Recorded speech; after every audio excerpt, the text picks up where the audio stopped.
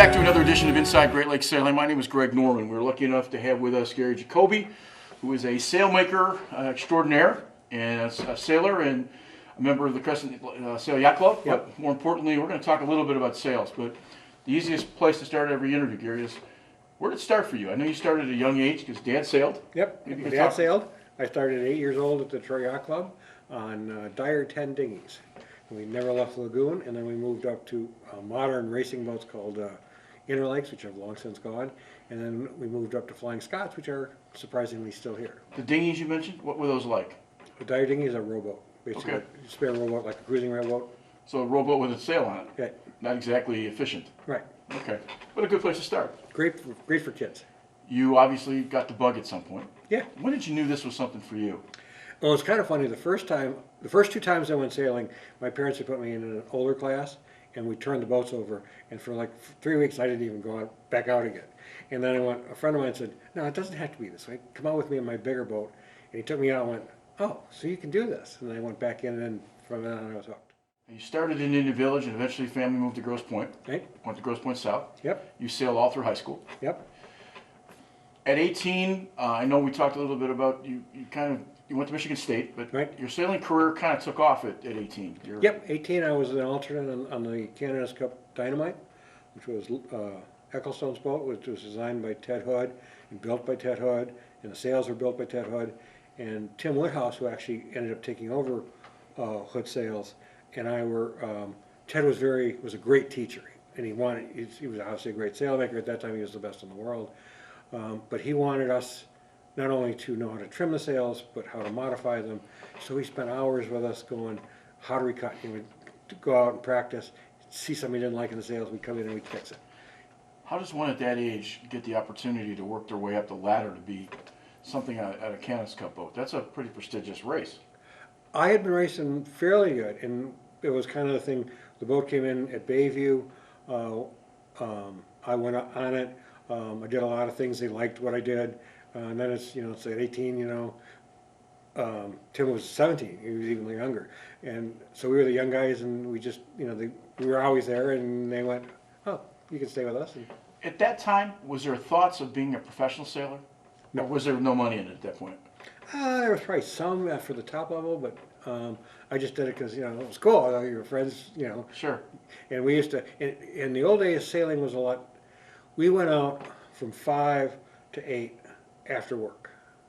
It's not that until Dennis came in with America's Cup about 10 years later, where it became, 8 to 10 every Right. day. So it was something that, I could go to work, come back in, go out, have a couple hours, and obviously we won the Canada's Cup, so, it worked. But, At Michigan State, you had a restaurant management, hotel management degree, right? which is a little different than the sailing world. Right. But I was the commodore of the sailing club, and I was the B skipper on the sailing team. But the first direction was going to be restaurants, Right. hotels. That was, Yeah. where did that come? That's just what you enjoyed doing. Well, no, I grew up in the oldest restaurant in the city of Detroit. I started working at that restaurant when I was 6, busting tables on weekends. Which was, Jacoby's. oh, It's still downtown. I apologize. Yeah, I did not know that. yeah. It is still the oldest restaurant in the city. And that building was built in 1840. It's the second oldest brick building in the city. It's like 6 months newer than the Morass House. Family still runs it? No, No. when I went to the west side of the state, I'd been running it for 20 years, and my dad was just coming in, pick up his check, and then he tried to run it, and it was driving him nuts, and it was driving me nuts because I'm 4 hours away, and I finally said, "Why don't we find somebody, one of your old friends, that wants to buy it?" And he Now, you eventually ended up in Muskegon, but maybe take us through where you went from restaurants to sailmaking, because that was kind of a process in that. Maybe you can Oh, yeah. explain it. Well, I was always on the other side of the equation, but I've always been a very technical sailor. So when I went into a sailmaker, I didn't like something, I sat down and talked to him about it, and we talked about what we can do and stuff like that. Obviously, with 2 Canada's Cups, you learn, with a little north was on the next cup in Golden Daisy, they spent hours on sail trim and how to modify sails, because we're still using crosscut tack rod then. So in those sails, every race you touched them up a little bit because they would stretch. So you get better at it. And then so I was pretty much, I would walk into a sail off and I was as good probably as half the people on the floor, other than the top guys. So then when I moved to the west side, But you moved to the west side because of my family. kids, yeah, Okay. I was taking care of my kids, and the west side was a great place to bring them up, and we moved over there.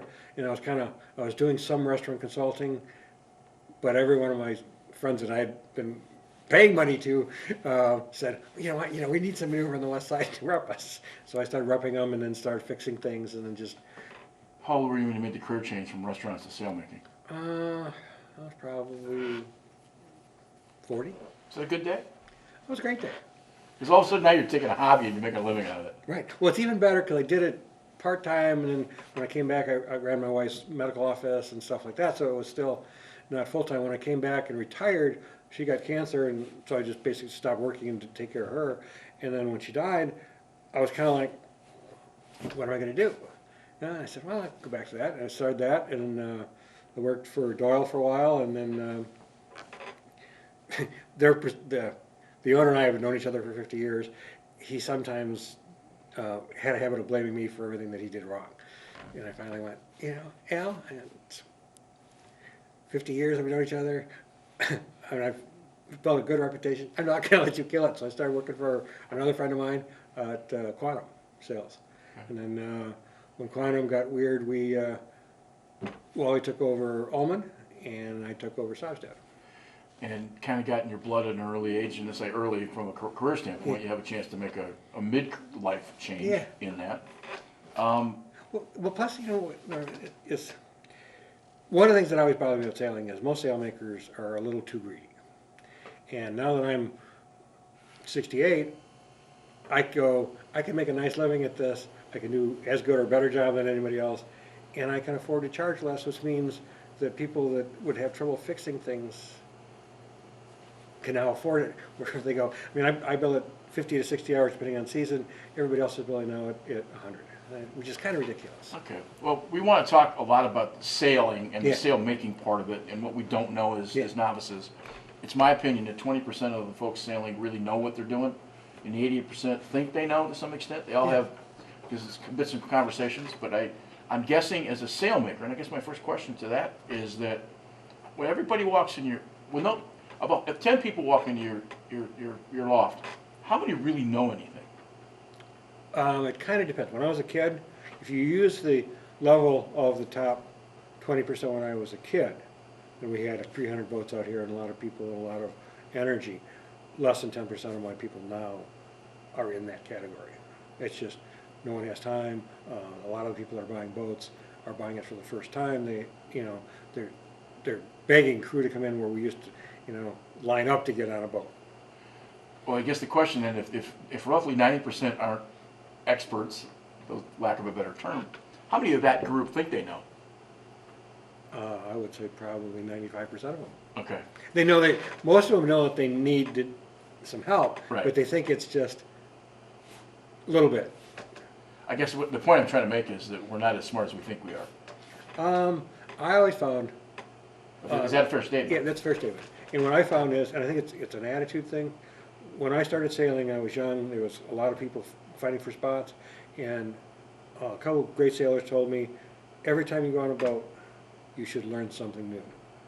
And I find, even though I'm considered a pro, that I still, every time I go on a boat, especially if I go on a new person's boat that I'm helping set up, there's things I learn from questions that they ask that you would, at my level, I would have never thought about. You go, no, you gotta go back, let's start back here, and make corrections. Is every boat different? Every boat is different. Even if it's the same boat within that line? Depending on, the top manufacturers are pretty close, but like Catalina's, there's 2 inches of difference in things, rigs and stuff like that. It's just the manufacturing, they make mistakes. You mentioned when we talked before about when you're in Muskegon, sort of having 3 levels of sails. North, I believe. North was my premier sail. Doyle was my medium, and Sobstad was my cruising beer can racing sails. So if I go in and buy, again, using refrigerators, Right. you have different lines. the cost of a sail today is amazing. I bought 2 new sails last year. I took the lowest price because it was what I had in my budget. Yeah. What I know now, I probably could have gotten something, I don't know if it's better is the right word, but I might have stayed local and it wouldn't have cost me that much more if I'd have done a little more homework. Well, what you have to understand, and most people don't understand this, is that in sales, there's two basically different kinds of sales. There's background sales, which are the most durable, the cheapest, but unfortunately, my background grows a little bit every year, which means every 3 or 4 years, you gotta take it back to the Sailmaker and tweak it, just like you do, you know, us fat old guys, right? It's just, you gotta suck it back in. I'm in that code right now. Yeah. The new racing sails are made out of films in different, more exotic, and you know, than the problem with film is all film shrinks. Every year it shrinks. The opposite of Dacron. Right. So, and the other thing is, most what they call load pass sails, which are the custom designed ones, have at most a 7-year lifespan. 3 to 5 is probably optimal, and they keep shrinking to that point, and then the laminate falls apart, and basically they're worthless. Okay, if I'm a cruiser and I want to recreationally race, which is a good portion of the community, Right. what am I looking at in terms of materials and maybe grades of materials that I might not understand? Well, there's two kinds of Dacron. There's crosscut, which is sail is think of a weave. You can either weave straight lines this way or straight lines down the length. You always want to use straight lines because under load, the straight weave won't thing out and make your sail gets baggier. In mains, which are like 45, they use a balanced weave, which means that there's the thing, so that will stretch uniformly across all directions. But for Genoas, which is what most people use to drive to weather, you want a crosscut. If you're going to get a crosscut Genoa, it should be what they call fill cut, which means the fabric runs straight up. A little better version of that is the tri-radial, which is just like any engineering thing. You've seen it in spinnakers. All the spinnakers have the panels right out of 3 corners. They make a warp generated cloth that runs, all the structure runs down the center of the cloth. Is the cost difference in sales the cloth itself? Is there ounces difference in sales? Obviously. Yes, yeah. And there's you can buy Dacron 6-ounce sailing Dacron from $6 a yard to $21 a yard. Explain to me what the difference of $12 is. The main difference is how much filler versus how much yarn. Okay, so a heavier sail. Right. Well, no, it's the same. We're talking the same weight. The sails weigh all. That's what's confusing to most people. The better the cloth, the finer the threads, the closer packed they are. So that means it's going to catch more air. No. No. It's just it's what Ted Hood pounded was the first one to do it. Ted Hood and Lowell North fought. Lowell North was an engineer, so he made a loose grid and then filled it with plastic called melamine. Sails were crisp. I mean, some of them when you were young, the sails felt like a piece of wood. Those were Norse with all the melamine. The problem with melamine is after about a year, it flakes and flexes. It falls out and the sail's worthless. Ted always wanted his sails to last a million years, so he took very fine fibers, pounded them very hard, and then just put just a little bit of filler on it. So as the sail ages, the plastic doesn't fall out. Okay. Right now, the best cloth on the market is named in honor of him. It's called Marblehead. It's built by a company in the U.S. called Challenge. But it is the best Dacron sail, and that's the expensive one.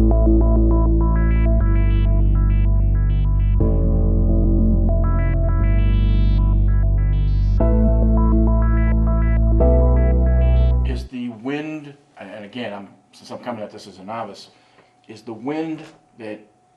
sail that captures the most wind the best sail? Yes. And so it would have to be the tightest weave. Well, the filler, they both when they both start out, they both are, nothing goes through them. Right. As the cheaper one things, plastic starts falling out and it becomes permeable. Right. I asked the question because of buying 2 new sails this year. My sails last year, I literally could use this cheesecloth. Yeah. I'm exaggerating, but But they were probably Chinese cloth, it's beautifully sewn. It's unfortunate the sewers are not at fault. It's just they use just junk, thread and cloth or not, and that's where almost every sailmaker makes sales over, I don't think, very few make them inland. I represent Sobstad now because they make them in Cleveland, and they use nothing but US challenge. Yeah. What's the biggest mistake that cruisers make in buying sails? What- Most of, I would think the biggest mistake is they don't tell the sailmaker what they're gonna use it for. So if they're in a medium air area, they get the biggest sail they can, but the fact is, that means they have to sail that sail reefed a lot of times. And where if they would have bought a slightly smaller sail that's slightly heavier, they've been faster, the sail lasts longer, and it'll hold its form and shape longer. Do you appreciate a customer who says, I don't know anything or I know little and please help me? Yeah. Or that guy that comes in that thinks he's read it on the internet kind of guy who knows all there is to know? What's the hardest customer? The hardest one is the one who thinks he knows, but I've been in this long enough and I coach, I was a level 4 hockey coach before I was a level 4 sailing coach. So I'm used to, people going in with Right. more knowledge than they Right. really have. Right. And obviously the one guy is, it's hard for me, because it's hard for me to detune to make sure he gets the information he does. I mean, I work real hard at it, and we usually work at a compromise. But the guy that recently a little bit, I can say, well, what do you think? And he would tell me, and I go, well, here's the problem with that. Boom, boom, boom, boom. And then he has some understanding of what it is. The classic example is, I'm sure you learned when you sailed Bernoulli's principle. You got to drain the jimmy because the wind slots through it. That theory was misproven in 1970, and it's still in all the books. And it actually it makes the boat slower. Right. Sails work on, just like a jet airplane, work on a circulation around the whole sail plan. Okay. So it's a matter of both sails have to be tuned, not just that slot in the middle. So you go from cruising to racing. Racing's another animal Mhm. in terms of the way they make the kinds of sails and the rest of it. Talk a little bit where racing has gone over the last 5 years, because I literally listen to people talk. We used to talk about skis. It's downhill skiing, and you could use certain waxes and they would last so long. Used to be you buy a sail that lasts 10 years. These guys are talking in hours now in some cases that they're using sails. So the top level sails are carbon. And they're very brittle, and they're like airfoils.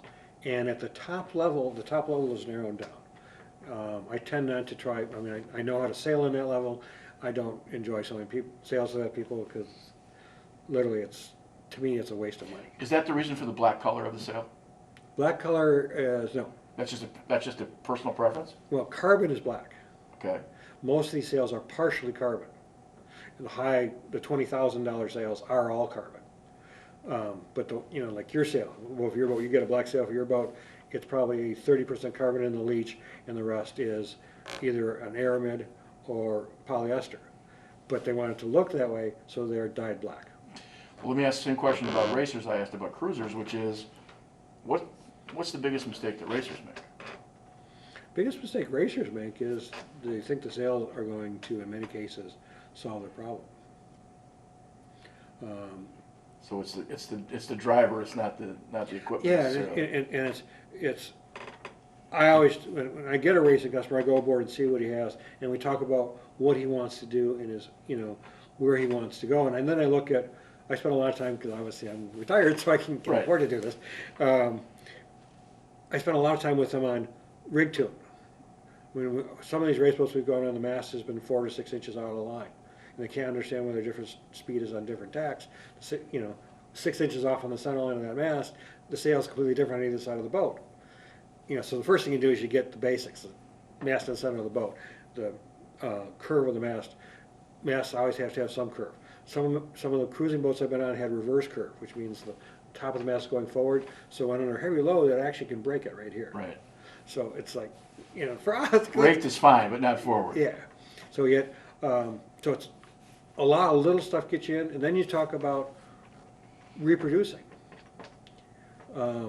Going out and practice. Everybody goes, well, I can go out. You go out with me, and I'll know it. And I said, no. We'll talk about why. Because if the wind is sheared differently, or shear is a twist in the wind, the sail. One of the biggest things about people is, if the block for the jib is set on this tack right, it should be exactly the same on this one. That's a common misconception. Wind is not level from top to bottom usually, almost never, unless it's really strong. So this theory about where the car should be the same is completely, wrong. I mean, in light air where there's a lot of shear, on my boat, which is only a 30-footer, we will have sometimes a foot to a 1.5 foot difference in lead location, tack to tack. Because Explain that in layman's terms. 4.5 distance, the more you move a track back, the more it trims the bottom of the sail and the top falls off. As you move it forward, it trims the top of the sail and you get more round in the bottom. So if you have, if the wind at the And you want water round. is here. You want round, correct? No, You if don't. the wind is here at the water and it's up here at 40 feet in the air, you have to twist that sail In a way to it match makes- that, okay. which would mean in that condition is the lead would be farther aft to trim the bottom of it, and it would allow the top to twist open to catch that wind in there. Okay. But now when you tack that boat over, it's exactly opposite. You've been sailing your whole life. Yeah. And most of the guys we've been interviewing in this series have been lifelong sailors. Is this something, I know with expertise of the sports I'm involved with, that I've been able to learn as we come up?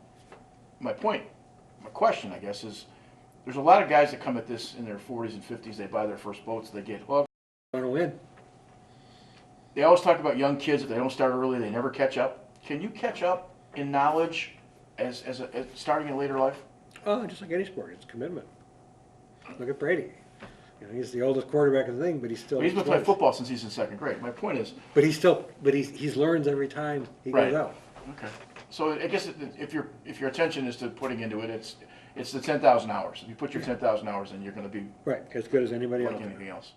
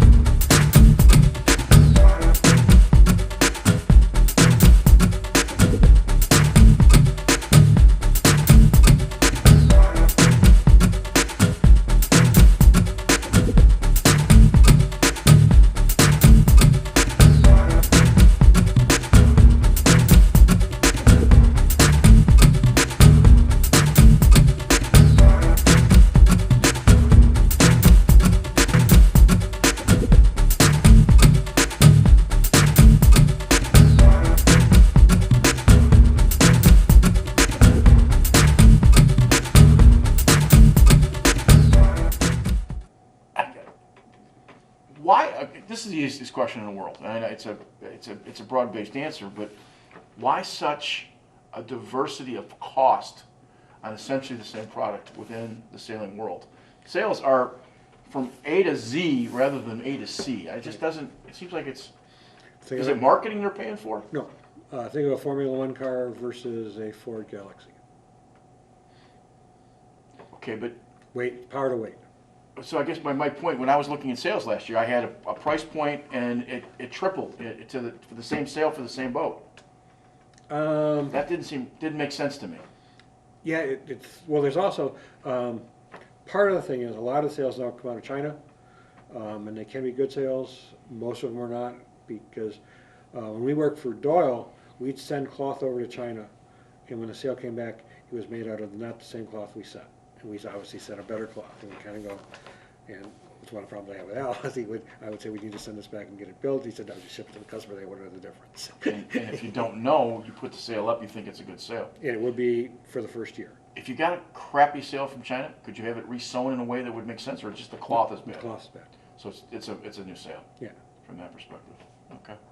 Yeah, and that cost difference is, thing is like, Challenge makes a couple of different grades of cloth, as anybody just to be in the market. Marblehead is 10% more than Performance, which is probably 15% more than Useful. I won't use Useful because if for sale it stretches too much. Performance, if somebody wants to save 10%, I don't think it's worth the 10%, but if they need, if you're in that budget, it's a much better product than this. It's not quite as good as the Marblehead. It won't last quite as long. But if you're buying a sail, say, I want to own this boat for 3 to 5 years, and then sell it, you don't really need the Marblehead. So your best advice is you should talk to a professional and have them look at your boat before you decide to buy a sail. Yeah, And that would be the simplest approach, would it not? yeah. Because again, it changes from sail to sail. One of the misconceptions, what's your recommendation for storing sails first in the winter? And the second follow-up question is, you made a conversation a couple days ago where people wash their sails. Right. And maybe talk a little bit about that, because I was shocked at what you said. Well, washing, I always, after paying for it a couple times, washing is an ego deal. Most people want white sails. When you're in the business, you realize that the standard way that they wash sails is the same as 3 to 5 seasons of wear. Because they put That's it in incredible. a big washing machine and it beats the shit out of it. Right.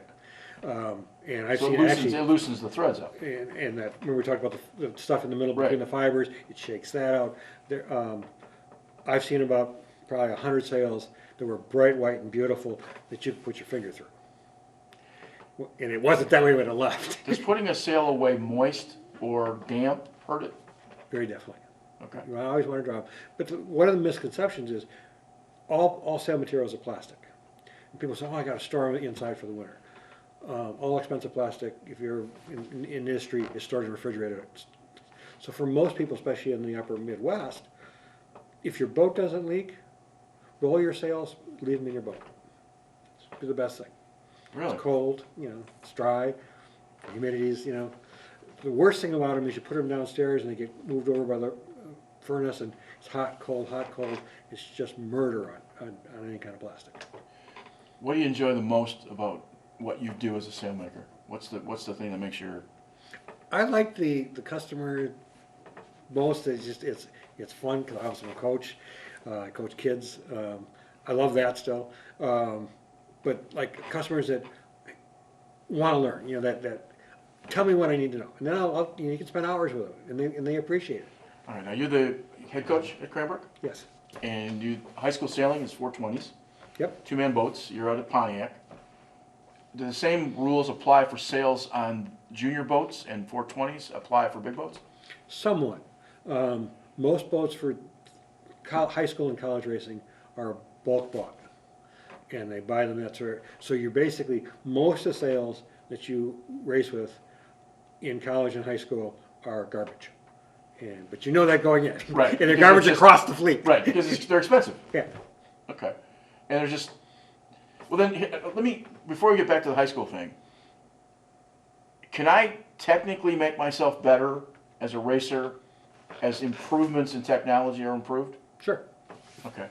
So it's like any other sport. If somebody comes out with a faster golf head and I can swing faster, so it's the same kind of process. I know that's a dumb question, but And usually, because sailing's been around for thousands of years, so it's incremental. It's not like, oh, the new golf club is 20% lighter, so it's Right. faster. I mean, everything in sailing, because it's been around so long, they're incremental changes. the question people kept asking me, well, if you get new sails, you'll be 25% faster. How do they know? They don't. So that was just platitude. They could be twice as fast. If your sails were where the curvature's all in the back and all it's doing is tipping the boat over, you could buy, and the new sail has the draft where it belongs, you might be twice as fast, even more so. Go back to high school sailing a little bit. I just wanted to touch on a couple things. Talk about your experiences in junior sailing and what you think we're doing right and what you think that we can improve on. I always got into junior sailing as coaching and stuff like that. I love sailing, and it's, as all water-based things, it is somewhat becoming a dying sport. Is that because of cost? At time, I think, mostly. Opportunity, maybe? Yeah. A new powerboat, the average age for a new powerboater is 55. The average age for a new sailor is 57. Yeah. Both of which you kind of look at and go, wait a minute, and I just think so I always thought that I'll bring them in as kids. But then after now, I've been doing this now for about 10 years, I think it's more time because even the kids that loved it in high school, it stopped being given to them. In high school you pay $300 and you get a free boat and instructors and everything. When they get out, they look at they look at new boats, which are hugely expensive, and they don't look at the one that needs a little TLC that they can get for no money, which would actually be a good deal, right? Sailboat, a used sailboat, it's in good shape, costs you less than $4 grand a year to maintain. And some of these boats you can buy for $500. Yeah. Um, We have some out here that are Yeah. that the same way. Yeah. So, and we're going to put them back in the fleet after we fix them up because the guys that are learning don't have to have a new Ferrari. Well, like what here at Cresta, one of the mistakes that I've been pounding but you've been here, there's a level of people that don't want to change, is that we should have the boats in the water so somebody can come down, use it, and be out, instead of spending an hour putting it in and out. And most of our members don't realize for $200 a year, they have access to 2 Cal 20s, 2 catamarans, a Star, a Thistle, Flying Scots. We have one member who uses the Cal 20 so much that it's almost like his, and you look at the sheet, and he's taken the boat out 70 times. There might be 4 other uses of the boats, and I think that's what we ought to get across to in general community. Come on out, learn how to sail. There is ways you can do this for $10 a week. On the high school side, are we competitive with the rest of the Midwest, or for that matter, the rest of the country? Oh, Midwest, we are dominant. We took the Great Oaks this year was for 1 single teams. There was 30 teams. We took first, third, and fourth out of 4 boats, and then our 4th boat finished #1 in the second fleet. There's quite a few kids, quite a few student athletes that are at college sailing at the moment too, Right. from club teams to Right. scholarship teams, which actually for the numbers of people we produce versus other sports, it's a pretty high ratio of kids Right. going to sailing. At the Now, collegiate in the level. national, we've been in the national a couple times with very good. Some of those kids that did it. It's very hard to beat the kids from California or Florida because they sail year round. And it's just Opportunity, yeah, which is the whole part of the right. sport. They don't have to be restarted every spring. It's like Yeah. Well, the numbers are dwindling. Grosse Pointe's talking about closing elementary schools as an example Right. in the area. So if the model is dwindling and there's less bodies to pull from, we're all kind of pulling from the same marketplace, and that's a challenge. But sailing at Grosse Pointe, when we used to be the coach at Grosse Pointe, we started when we started 20 years ago. We had 10 kids. We have been averaging 25 to 30 up into this year. And this year we had 28. So with the population of the school going down, it is something, that parents and kids like, obviously, because it's like the school I coach now is Cranbrook. It's obviously what's the top 10 schools in the country. 30% of its students are from in the U.S. or China or the borders. It's one of only 2 schools in the state of Michigan that actually has borders. Orchard Lake St. Mary's the other. Yeah, and the sailing team is 60% borders. And what I love about it is I get some kids from China that had never seen a sailboat. And the coolest thing was one of those guys that started 4 years ago, never having seen a sailboat at the Shepherd's Cup, finished 3rd in the A division. It's remarkable. He was just ecstatic, the smile on his face. You just feel so, and he's out at Stanford, so he's on their sailing team. Well, I guess the last question is, if I'm looking for sales, what's your best advice? Whether I'm a racer or whether I'm a cruiser. I would think go to a sailmaker that's a real sailmaker, usually local because you know the conditions. Also, if you have a boat that is like a J24, J24s are raced across the country. The top J24 sailors use those sails 1 major regatta, and then they either sit around their house or they sell them for 25, 30 cents on the dollar. So if you have a J24 and your sails are shot, just go to the J24 website and you go. And one of the things that people hate this, they say, well, it's an $800 sail. I said it's worth $200 at most. And they say, well, it's listed at $400. I said, offer them $200. If they won't take it, offer them $250 and say that's it, and you'll probably get the sale for $250 because all it's going to do is it's going to sit around his basement. What's the one thing you love about sailing more than anything? What's the one thing that maybe we don't, inside in your soul, what is it makes you happy about sailing? I just like going out there and playing. I'll get to set the boat up on a windward leg and just tweak it and play with this and play with that, watch my speed gauges, and just the old thing about learning, getting a little more feel. And when you're answering the question, you can see your eyes light up. So there's something about it. Even at 68, Yeah. it's still the same process. Well, I appreciate your time. Hey. Hopefully somebody's learned something from this. I know I Okay. learned a ton from this conversation. We And want they to can thank- always call, any sailor, including me, you know, I spend probably half my time talking to people, which is, for me, right, I'm retired, it's fun, you know, it's why I do it. Well, and if you look at this underneath, you'll see the address and the information for Sobstad here in St. Clair Shores on Harper, if I'm not Yes. mistaken. Yep. And we'll put that information up so that everybody can get a hold of it. So Okay, appreciate your time. thank you. Thank you, and we'll see you next time.